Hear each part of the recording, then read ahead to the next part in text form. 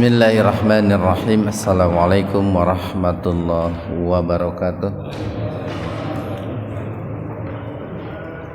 Alhamdulillahi rabbil alamin. Nahmaduhu wa nasta'inuhu wa nastaghfiruh.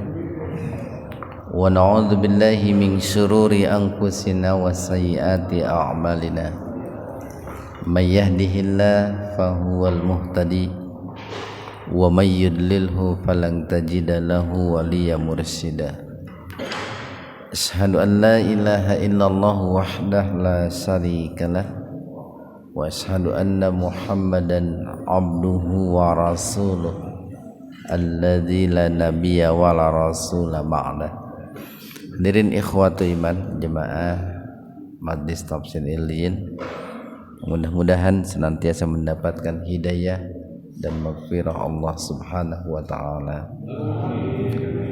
Alhamdulillah, kajian tafsir di Majlis Tafsir Illiyin pada kesempatan ini membahas surat Al-An'am ayat 159, halaman 150,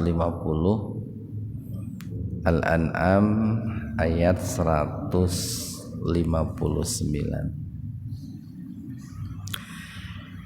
Di ayat 159 ini Allah Subhanahu wa taala berfirman, ya, dalam arti atau yang berisi tentang khobariyah, ya, tentang sebuah berita, gitu. Inna, sesungguhnya, ini harfu taukid ini, Pak, huruf yang berfungsi untuk menguatkan, ya, atau mengokohkan. Alladzina, orang-orang yang farraqu, melakukan iftiraq, ya, memecah belah, gitu. Dinahum, agama mereka, wa kanu, sehingga jadilah mereka itu syi'a, berkelompok-kelompok, bergolongan-golongan, berormas-ormas, gitu, Pak, ya. Atau bisa juga mungkin berpartai-partai, gitu. Lasta, tidak ada kewajiban bagimu wahai Muhammad. Itu itaknya itu adalah anta, itu Pak, anta kembali kepada Rasulullah itu. Lasta ya Muhammad, tidak ada kewajiban bagimu wahai Muhammad, atau tidak ada beban tanggung jawab bagimu wahai Muhammad, minhum, terhadap mereka, fi syai'in, ya, sedikit pun, itu bukan tanggung jawabmu, gitu. Kamu tidak akan diminta pertanggungjawaban terhadap apa yang mereka lakukan, gitu. Nah, ini kan dari kalimat ini tersirat, Pak, ya, bahwa ada isyarat yang namanya iftiraq, gitu, ya, yang namanya perpecahan, itu di dalam agama itu merupakan sesuatu yang negatif, Pak. Merupakan sesuatu yang buruk lah. Sehingga di ujung kalimatnya itu Allah mengatakan, kamu tidak akan ditanya, tidak akan diminta pertanggungjawaban akan perpecahan yang mereka lakukan, gitu. Nah, ikhwana fillah arsadakumullah, ya, ada beberapa hal, ya, paling tidak ada dua hal yang bisa menjadikan manusia itu berkelompok, baik, atau bergolong-golongan. Pertama, ada manusia yang bergolongan, berkelompok, itu pemicunya adalah keimanan, ya. Keimanan, tauhid, Pak. karena keimanan yang sama, sama-sama umat Islam, sehingga mereka itu membuat sebuah komunitas, sebuah kelompok, sebuah golongan, itu diikat oleh milah yang sama, yaitu Islam. Makanya kan disebut juga tauhid. Nah, tauhid itu kan diambil kata wahid, satu itu. Itu dari kata tauhid itu mestinya umat Islam itu terinspirasi, termotivasi untuk bersatu sebetulnya. Kebalikan daripada tauhid itu adalah musyrik, Pak. Kebalikan daripada tauhid itu syirik. Syirik itu berserikat kan, Pak. Berserikat itu kan berpecah-pecah di situ. Gini ayat disebut Amerika Serikat itu kan karena gabungan dari beberapa ini daerah lah, gabungan dari beberapa bagian kan gitu. Nah, jadi kebalikan daripada tauhid itu syirik itu, Pak. Makanya kalau Bapak nanti lihat dalam surat Ar-Rum itu ya, Ar-Rum ayat 32 kalau nggak salah itu. Di situ Allah mensifati orang-orang musyrik itu adalah orang-orang yang suka melakukan perpecahan gitu. Atau perpecahan itu bisa mengakibatkan seseorang jatuh kepada kemusyrikan. Karena memang dilihat secara bahasa pun ya, kan tadi tauhid kebalikannya syirik gitu. Kemudian bersatu itu kebalikannya berpecah belah gitu. Nah, paling tidak tadi ada dua penyebab orang itu membuat sebuah golongan. Satu adalah keimanan, keislaman, karena sama-sama orang muslim. Yang kedua sebaliknya karena kekufuran, karena kesesatan. Makanya kan di dalam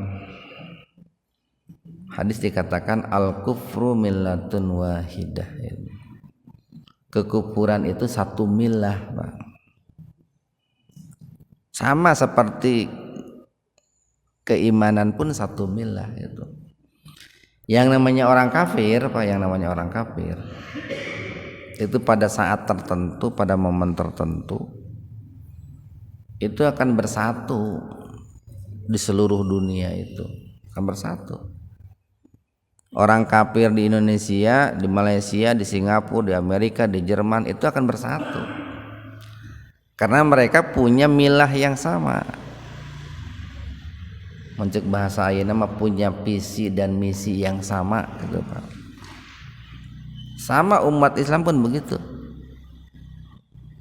Karena dalam milah yang satu, maka seluruh umat Islam di dunia ini akan bersatu juga karena punya visi dan misi yang sama.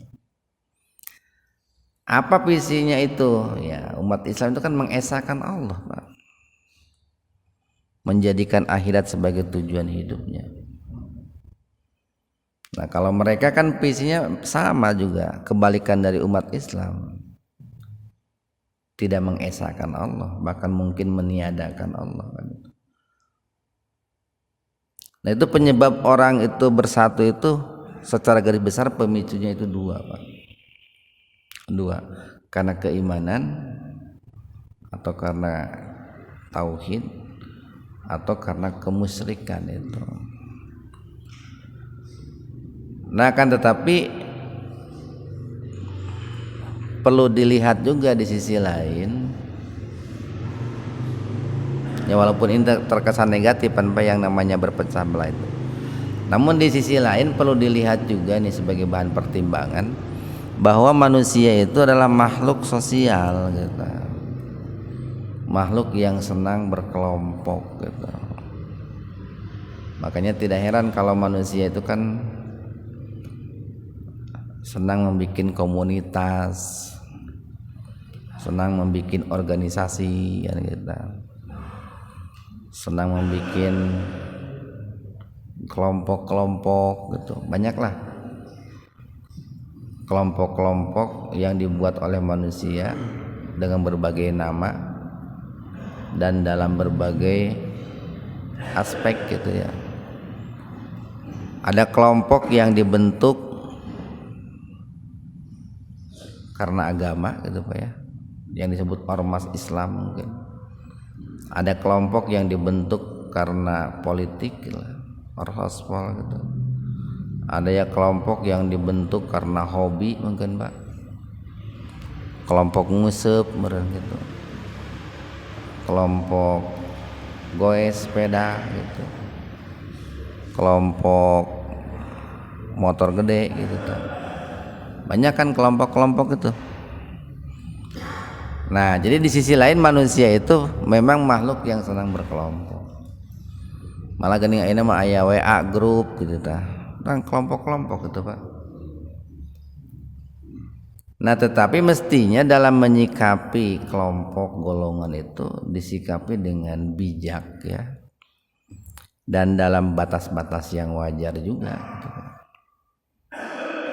Dalam batas-batas yang wajar, namun bahasa ini jangan terlalu fanatik dengan kelompok.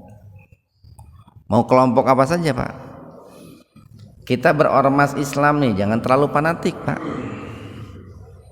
Jadi kalau Bapak mau NU jangan terlalu fanatik juga gitu, kalau mau Persis jangan terlalu fanatik juga, kalau mau jadi Muhammadiyah jangan terlalu fanatik juga. Biasa-biasa aja lah, kan di akhirat mau ditanya Bapak agama ormas naon mau kan Pak. Cuman ke di alam kubur teh mah ormas suka gitu kan teu kan gitu. Apa ormasmu kan teu Pak tuh. Kan pertanyaannya tuh madinuka gitu ta. Apa agamamu kan gitu. Islam kan gitu jawabannya Pak. Jadi jangan terlalu fanatik lah, biasa-biasa saja. Itu sebagai sebuah wadah Pak. Kita jadikan ormas itu sebagai sebuah wadah untuk menyalurkan aspirasi kita untuk perjuangan kita Pak. Barangkali dalam berjuang itu atau tidak bisa dipungkiri dalam berjuang itu kan perlu yang namanya wadah, namanya perahu gitu Pak. Jadikan sebagai wasilah saat kita berjuang untuk sampai ke tujuan. Kenapa? Kadang kalau terlalu fanatik Pak, nanti itu akan terjadi yang namanya iftiraq gitu, berpecah belah gitu. Dan biasanya kalau terlalu fanatik itu menutup diri memasukkan kebenaran yang datang dari kelompok lain. Iya macana datang nanti di kelompok tong diterima. Bisa jadi benar itu teh Pak, bisa jadi benar. Nah makanya dalam berislam ini ya kita mencari ilmu itu tidak ada hentinya Pak, hentinya. Bisa jadi ada ilmu-ilmu yang belum pernah kita dapat ya, belum pernah kita dengar, belum pernah kita baca, yang mungkin datang dari kelompok yang lain. Makanya kita sering mengatakan begini, dalam berislam itu yang dicari itu bukan menang atau kalah gitu, tapi benar atau salah gitu. Ini benar enggak nih gitu. Kalau benar walaupun datang dari madhab yang lain gitu, dari ormas yang lain, terima saja Pak. Kalau benar. Tapi kalau salah walaupun datang dari ormas kita ya tinggalkan saja. Kan ormas mal menyelamatkan kita di akhirat itu Pak. Pemimpin ormas juga mal menyelamatkan kita tuh. Nah itu kan salah satu cara bagaimana kita bijak dalam berkelompok, berkomunitas. Nah, jadi tadi kita katakan bahwa dalam kalimat ini tersirat bahwa yang namanya bergolongan-golongan kalau terlalu jauh itu akan mengakibatkan perpecahan. Atau bisa juga dibalik, perpecahan itu bisa menimbulkan terciptanya golongan-golongan. Makanya dalam berkelompok itu harus dilihat satu niatnya, visinya dilihat itu Pak, dilihat.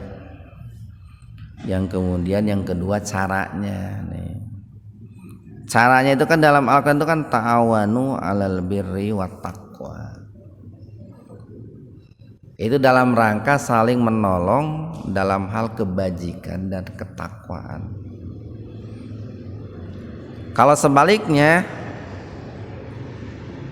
wala ta'awanu 'alal ismi wal udwan itu.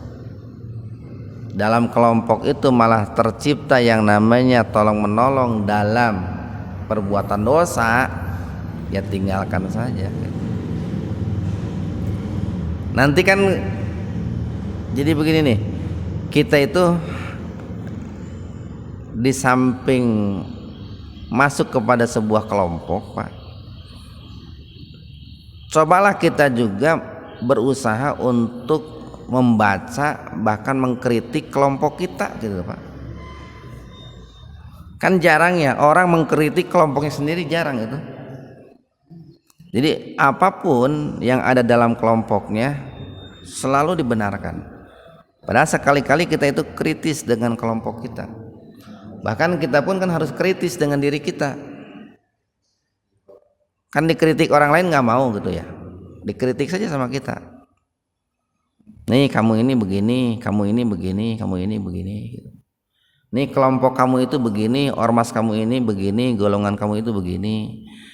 Nah itu akan lebih ini Pak, akan lebih bagus lah terhadap keimanan kita, keislaman kita itu. Innama sesungguhnya hanyalah amruhum urusan mereka. Siapa mereka di sini? Mereka yang berpecah-pecah gitu, bergolongan-golongan. Nah urusan mereka itu ilallah, itu urusan Allah. Ini kalau di Al-Quran biasanya banyak yang dikaitkan penafsirannya itu yang bergolongan-golongan itu Yahudi, Nasrani, orang-orang musyrik gitu ya. Ya, tapi sebetulnya bukan hanya mereka. Kita pun kan tidak bisa dipungkiri banyak juga umat Islam yang bergolongan-golongan tapi tadi terlalu jauh. Jadi berkelompok, bergolongan tidak mengapa Pak, tapi dalam batas-batas yang wajar. Summa kemudian yunabbi'uhum. Allah akan menginformasikan, mengabarkan kepada mereka bima terhadap apa kanu yaf'alun yang mereka perbuat. Kan asalnya Pak, orang-orang Bani Israel itu bersatu asalnya. Kan sama-sama turunan Nabi Yakub alaihissalam itu asalnya. Tapi kemudian dalam perjalanannya terpecahlah Bani Israel itu. Ada yang menjadi Yahudi, ada yang menjadi Nasrani gitu. Ada juga yang tetap dalam keislaman seperti milah bapaknya Nabi Yakub. Nah, umat Islam pun, Islam itu kan asalnya satu Pak. Kan taruhlah Islam itu kita ambil dari Nabi Muhammad yang terakhir nih. Walaupun seluruh Nabi dan Rasul sebelumnya kan Muslim juga. Ajaran Islam yang dibawa oleh Nabi Muhammad itu kan satu. Nah kesininya kan bercabang. Kenapa bisa kesininya bercabang? Ada madhab. Kan manusia punya pemikiran sendiri Pak. Kan dalam otak kita itu nih, dalam kepala kita ada otak nih. Otak kita itu akan membaca sebuah persoalan Pak. Lalu hasil bacaan masing-masing orang itu akan berbeda. Sekarang begini saja, ketika bapak-bapak melihat saya pasti akan memiliki penafsiran yang berbeda-beda itu dari sekian yang hadir di sini. Itu kan hasil bacaan bapak-bapak terhadap diri saya begitu. Wajar berbeda karena apa? Karena kan matanya juga beda, otaknya juga beda kan. Selama bacaan kita itu nih, bacaan kita terhadap Al-Qur'an nih, Bapak melihat Al-Qur'an. Tapi dalam kepala Bapak itu akan muncul pesan-pesan yang tersirat atau tersurat dari Al-Qur'an itu satu sama lain mungkin beda-beda. Nah, perbedaan itu sah-sah saja selama itu dalam rangka memperkuat, mempertegas pesan-pesan Al-Qur'an. Tidak sampai merusak pesan Al-Qur'an, tidak sampai merusak Islam. Kita lanjutkan nih. Manja barang siapa yang datang bil hasanati bi dengan al hasanah kebaikan, falahu maka baginya asru 10 amsalihha yang semisal. Dalam kajian diskusi sudah kita bahas ya. Jadi saat peristiwa Mi'rajnya Rasulullah sallallahu alaihi wasallam itu kan Allah sudah menetapkan bahwa satu hasanah itu diberikan pahala imbalan minimal 10. Itu kan dalam peristiwa Mi'rajnya Rasulullah sallallahu alaihi wasallam saat menerima perintah sholat 5 waktu kan begitu. Awalnya kan sholat itu kan 50 kali, tapi kemudian turun menjadi 5 waktu. Tetapi sekalipun 5 waktu pahalanya sama dengan 50 waktu gitu Pak. Sekali lagi, sekalipun 5 waktu sehari semalam pahalanya sama dengan 50 waktu. Kenapa? Karena dilipat gandakan, 1 kali menjadi 10. Berarti 5 kali 10 50. Nah, sejak saat itulah untuk umat Nabi Muhammad nih yang membuat umat-umat sebelumnya iri, Pak. Satu kebaikan atau semua kebaikan yang dilakukan oleh umat Nabi Muhammad itu dilipat gandakan menjadi 10. Ini kita bahas ini udah berapa huruf nih Pak nih? Dari 159 sampai 160 udah berapa puluh huruf itu. Dikalikan saja 1 huruf kali 10 itu Pak. Nah, di sini disebutkan manja barang siapa yang datang dengan membawa hasanah. Kenapa datang itu?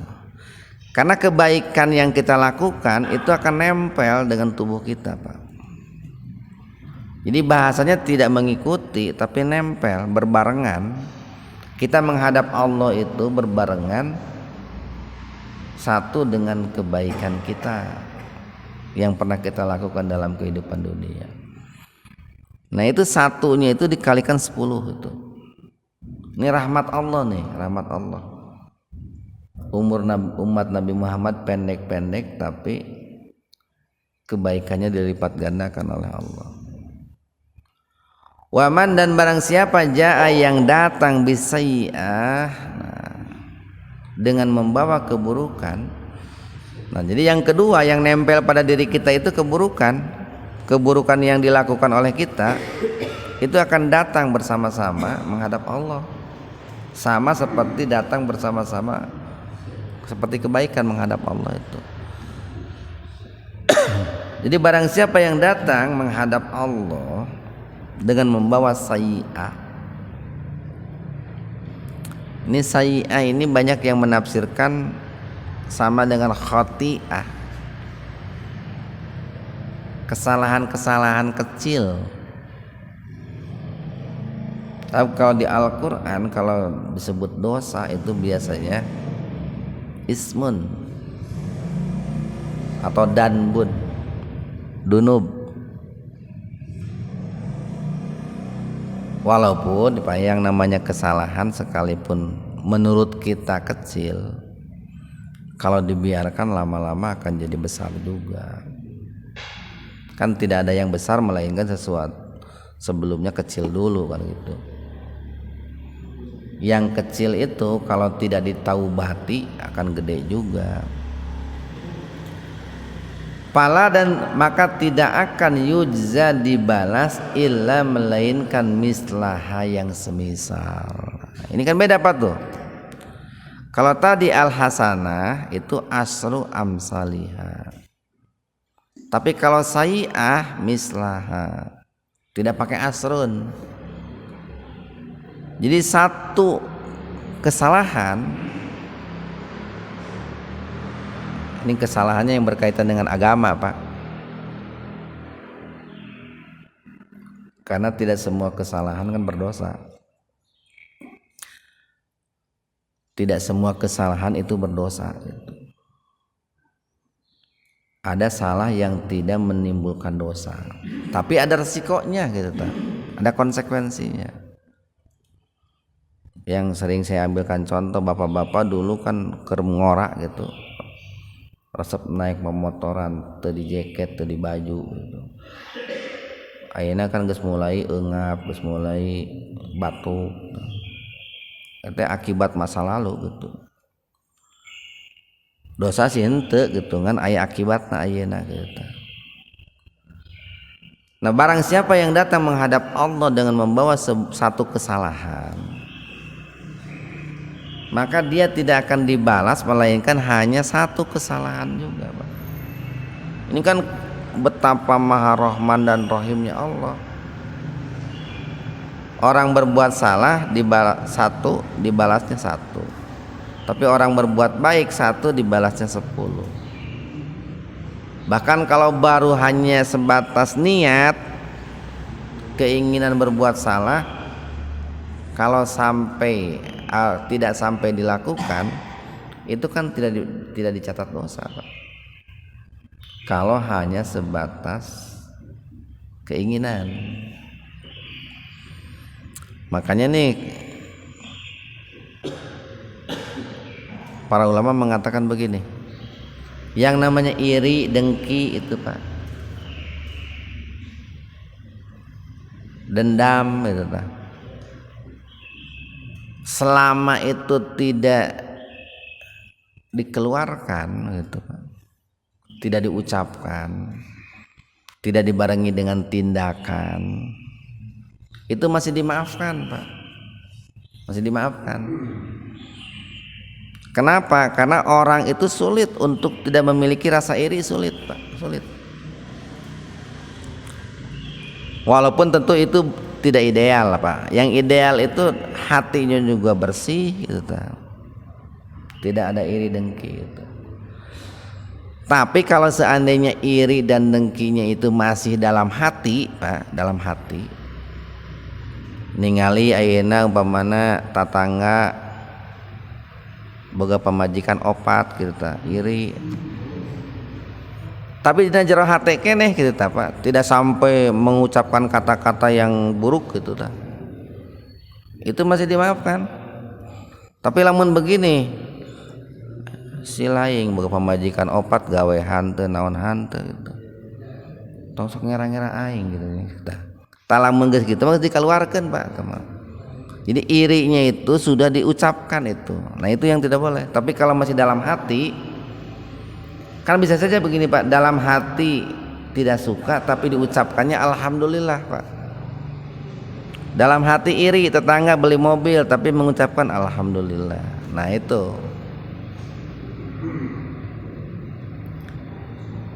Jadi barang siapa yang, kalau dalam hadis ya, kalau orang ingin berbuat buruk tapi tidak sampai dilakukan, tidak sampai diucapkan, itu tidak dicatat satu dosa, dimaafkan oleh Allah. Wahum dan mereka la yudlamun, tidak akan dizalimi. Maksud tidak akan dizalimi itu begini, orang yang berbuat dosa hukumannya tidak akan melebihi perbuatan dosa yang dia lakukan. Dosanya satu ya hukumannya satu, Pak. Begitu pula orang yang berbuat baik pahalanya tidak akan dikurangi, karena janji Allah tadi minimal 10 sampai 700 kali bahkan lebih. 161 nih.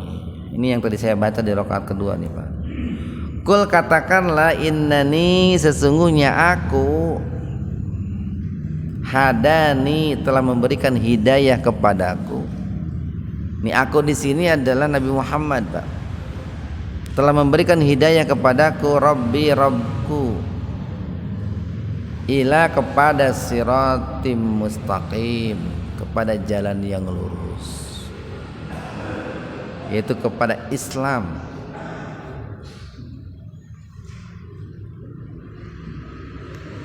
Tempo hari pernah kita sampaikan bahwa jika di akhirat ada yang namanya sirat, dan tentu kita semua ingin selamat ketika melintasi sirat, maka itu sangat bergantung sejauh mana kita berjalan di atas siratal mustaqim dalam kehidupan dunia.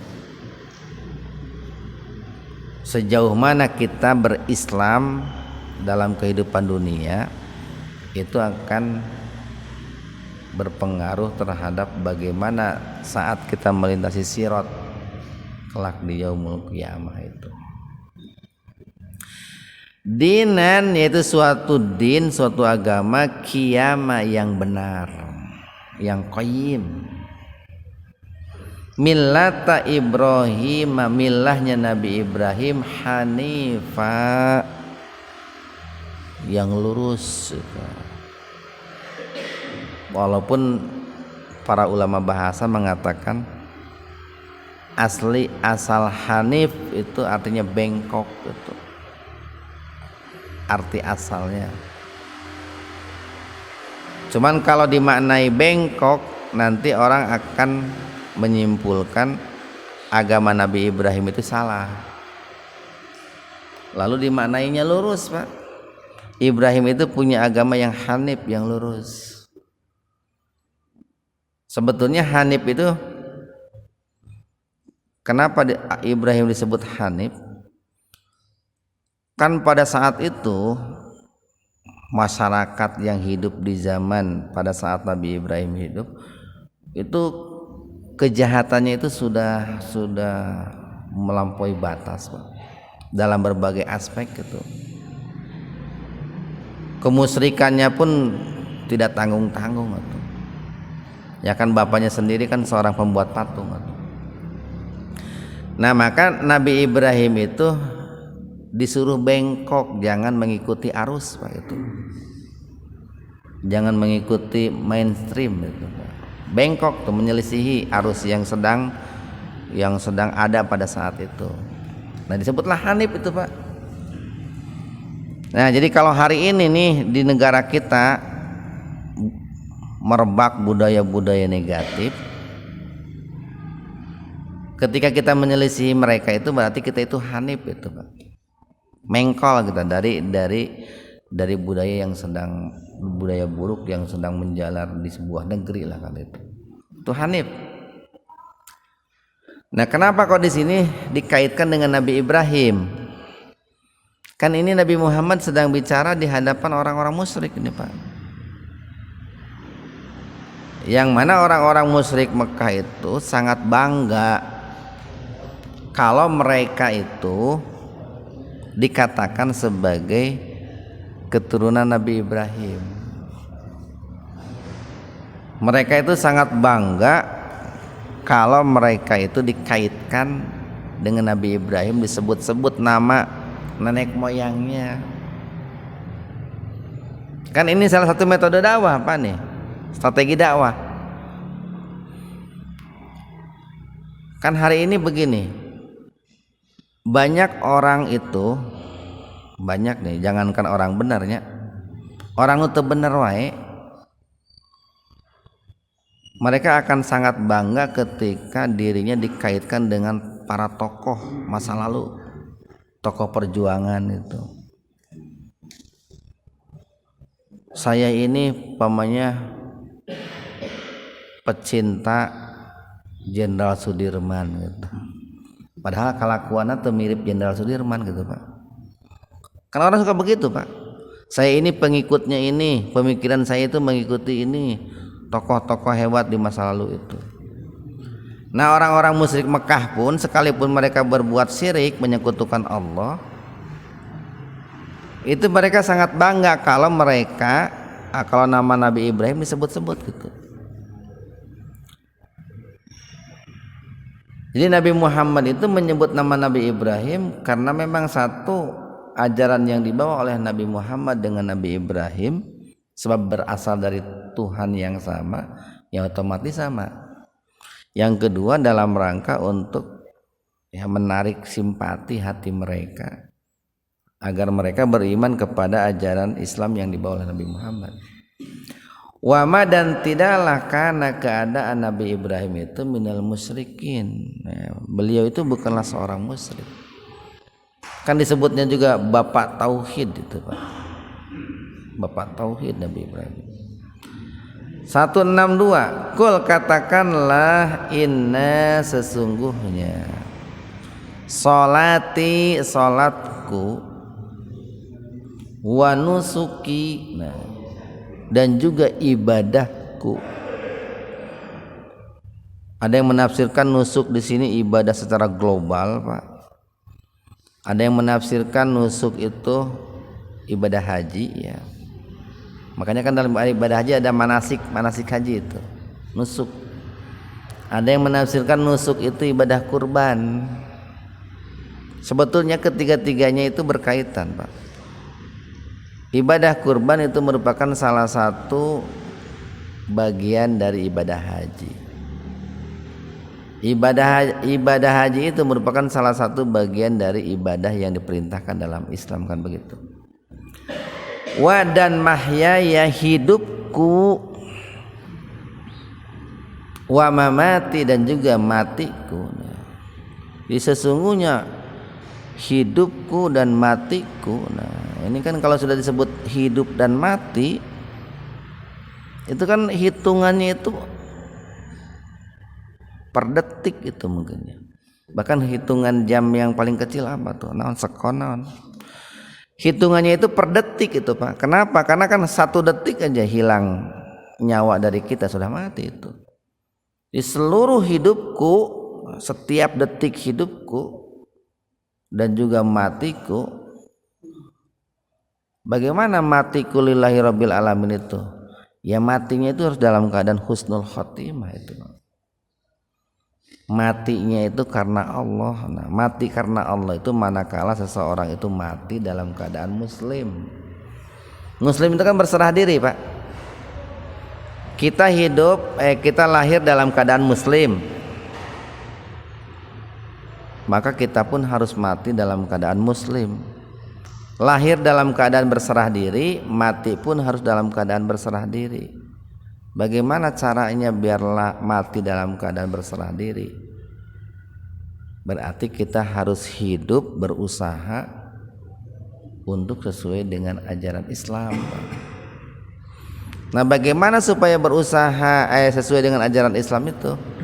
Tadi kalau diurut Pak nih dari awal, hindari hal-hal yang bisa menimbulkan perpecahan, bergolong-golongan dengan fanatik yang berlebihan. Awalnya dari situ dulu Pak. Sebab kalau tidak dari situ dulu, nanti ada kesalahan keburukan yang akan ditolerir oleh kita, dibenarkan oleh kita, yang datang dari golongan kita karena fanatik berlebihan. Jadi hindari dari situ dulu, dalam batas-batas yang wajar lah. Kemudian yang kedua, berarti kan kalau menghindari itu otomatis kita kan ingin mengikuti Al-Quran dan As-Sunnah Pak gitu. Jadi bukan mengikuti ormasnya, mengikuti Al-Quran dan As-Sunnah. Saya akan mengikuti fatwa ormas ini kalau ormas ini sesuai dengan Al-Quran dan As-Sunnah, fatwa ormas A gitu. Tapi kalau fatwa ormas A dalam satu persoalan yang lain tidak sesuai Quran dan As-Sunnah, saya akan mengikuti fatwa ormas B gitu Pak.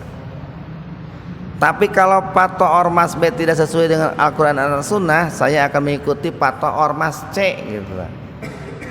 Kan tenanawan Pak, hidup seperti itu.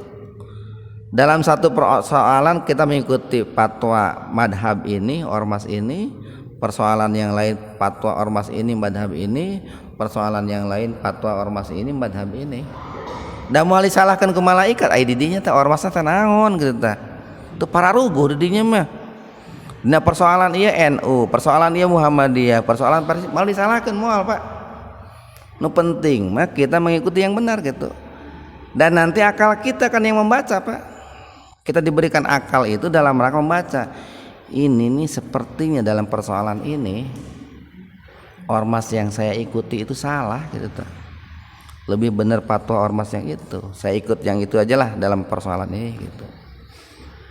Nah itu kalau kita tidak berlebihan di dalam bergolongan Pak, dalam berormas itu. Itu biasanya hidayah itu akan mudah masuk. Hidayah akan mudah masuk Pak. Dibanding kalau kita berlebihan dalam berormas itu. Mudah-mudahan ada manfaatnya untuk kita semua.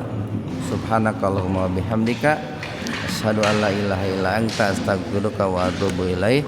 Assalamualaikum warahmatullahi wabarakatuh.